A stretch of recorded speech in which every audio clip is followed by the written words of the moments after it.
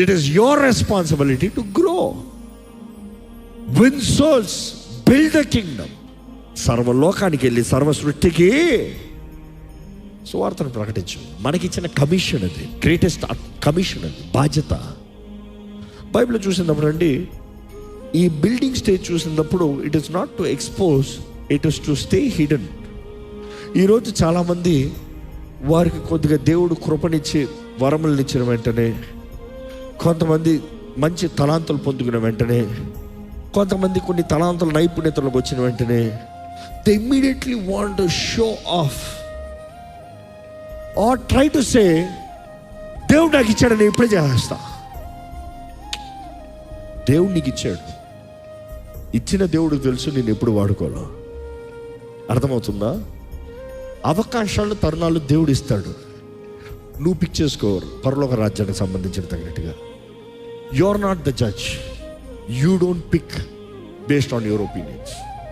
నాకు ఇప్పుడే కాదు, నువ్వు ఫస్ట్ కట్టబడాలి.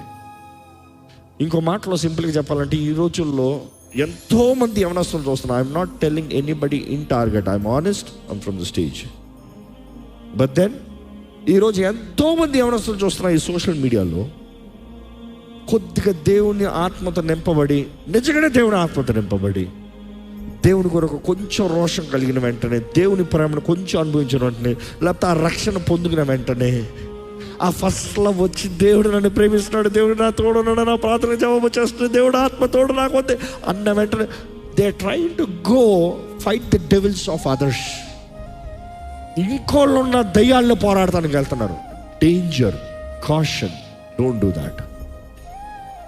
ఫస్ట్ నువ్వు బలపరచబడు, నువ్వు బలం తెచ్చుకో.